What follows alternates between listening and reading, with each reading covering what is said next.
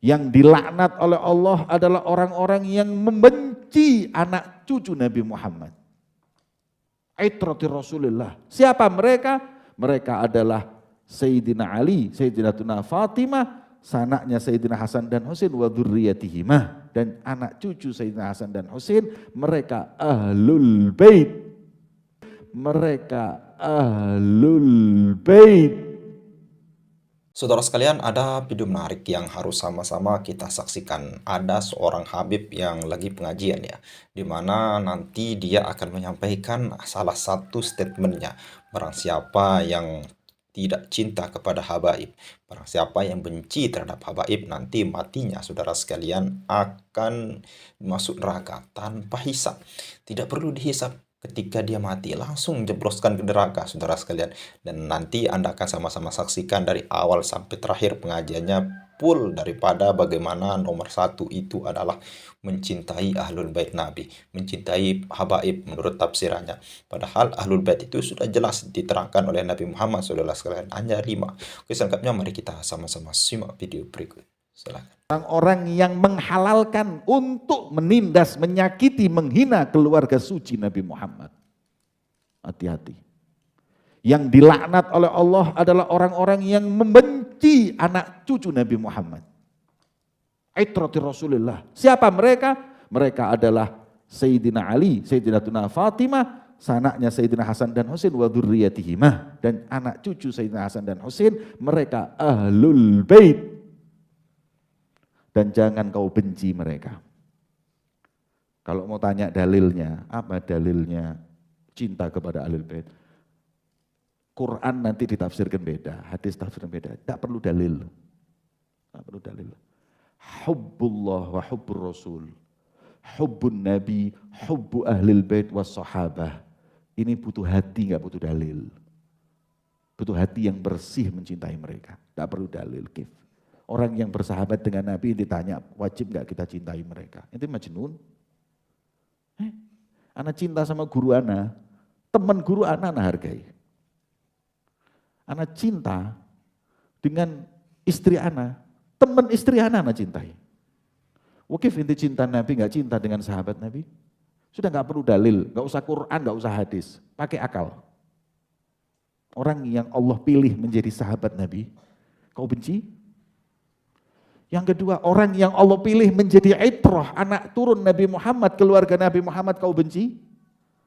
Dalam hadis sahih disebutkan, lau anna rajulan safana bainar rukni wal maqam, thumma laqiyallah wa huwa mubghidun li ali Muhammad dakhalan nar. Kalau orang hidupnya ibadah di Ka'bah, antara rukun Yamani dengan maqam, itu Ka'bah itu. Tempat yang paling mulia di muka bumi ini. Multazam. Di situ dia ibadah.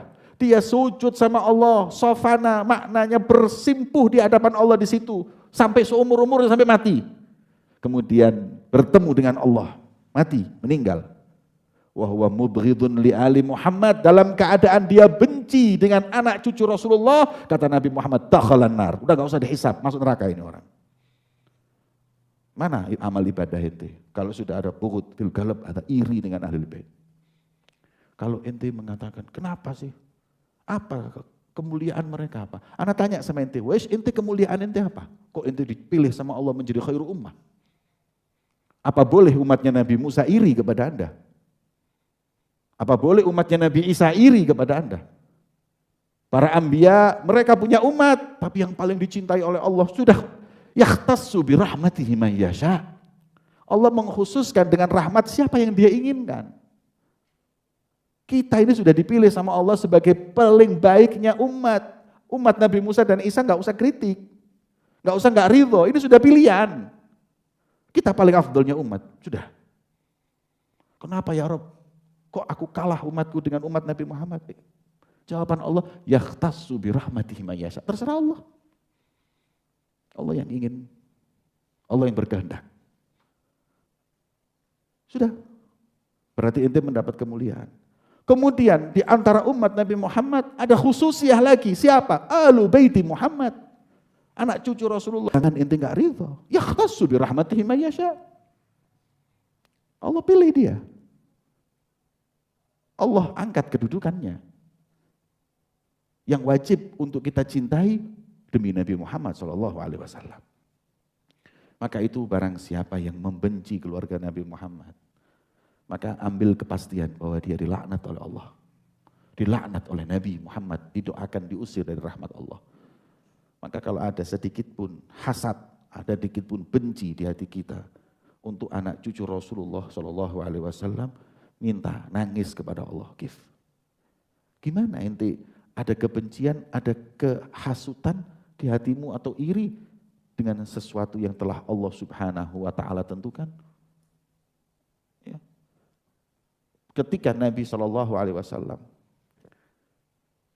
berdakwah, mengajak orang semua dekat kepada Allah, jasa Nabi nggak bisa dilupakan. Kemudian apa yang harus aku minta kepada umatku agar mereka bisa menjalas jasanya Nabi Muhammad? Kata Rasul, kata Allah Subhanahu wa taala, "Hei Muhammad, sampaikan kepada umatmu, qul, hei Muhammad, qul, la as'alukum alaihi ajra." Dari semua yang telah diperlakukan oleh Nabi Muhammad, Nabi sudah membuat kita paling afdalnya umat. Nabi sudah membuat kita kenal Allah. Nabi sudah menjauhkan kita dari api neraka.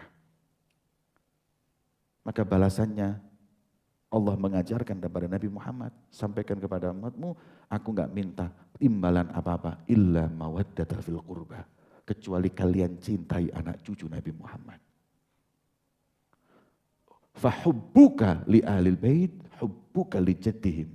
Cintamu kepada anak cucunya Nabi adalah cintamu kepada Nabi Muhammad. Ya. Makanya hati-hati, ada golongan namanya nasibi.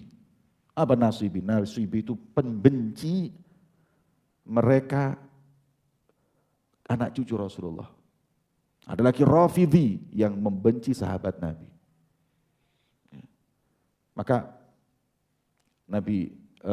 Imam Syafi'i ketika mencintai Ahlul Bait dituduh. Ketika kita cinta anak cucu Rasulullah dituduh. Dituduh dikatakan bahwa ente Syiah, ente Rafidhah karena ente mencintai Ahlul Bait. Kata beliau, kau tuduh aku cinta kepada anak cucu Rasulullah dengan tuduhan Syiah dan Rafidhah? Kalau memang cinta anak cucu Nabi Muhammad adalah Rafidhah, sampaikan kepada mereka bahwa aku rajanya Rafidhah. Aku imamnya Rafidhah. Aku Rafidhahnya orang paling Rafidhah. Cinta sama anak cucu Nabi dituduh macam-macam. Maka itu kita diingatkan di sini. Ya. Dalam hadis yang kalian hafal, ahibbullah lima yaghdukum bihi min ni'amih wa ahibbuni li hubbillah wa ahibbu ahla baiti li hubbi. Kalau kalian ingin menggapai cinta Nabi Muhammad, cintai anak cucu beliau Rasulullah. Barang siapa yang membencinya dilaknat oleh Allah. Barang siapa yang menghalalkan untuk mencaci mereka, menghina mereka, dilaknat oleh Allah. Al-mustahil li'itrati dalam syarahnya disebutkan al-mustahil li'idai itrati Muhammad. Orang yang menghalalkan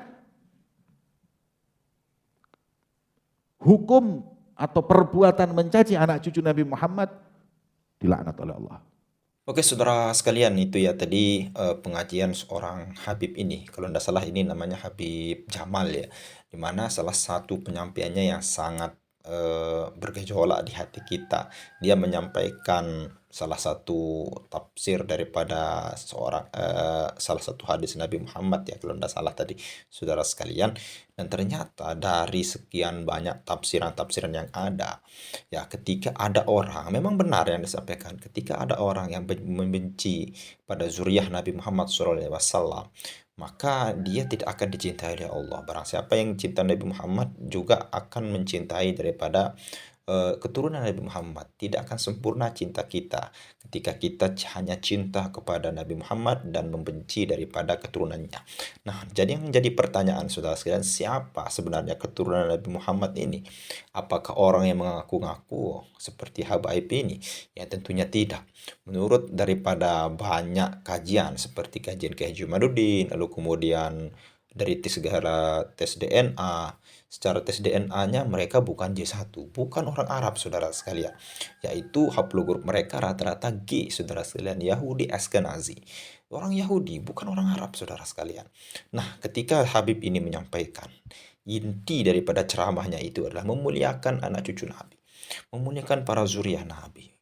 Nah, terhadap tafsiran anak cucu Nabi itu adalah mereka adalah para habaib ini, saudara sekalian. Intinya mereka ingin dimuliakan, saudara sekalian. Seperti itu ya penyampaiannya. Dan salah satu tafsir yang sangat mencolok dari itu, padahal sudah jelas hadisnya. Ahli baiti, kata Nabi, saya, lalu kemudian saya Nabi Muhammad, lalu kemudian Ali, lalu kemudian Siti Fatimah, lalu kemudian Hasan dan Husain, saudara sekalian. Tapi Habib Jamal ini menyampaikan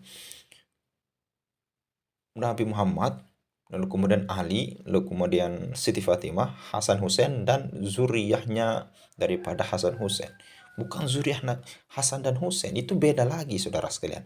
Beda lagi. Kenapa? Karena ahli bait itu sudah terputus, sudah tidak ada ahli bait sekarang. Sudah meninggal, saudara sekalian.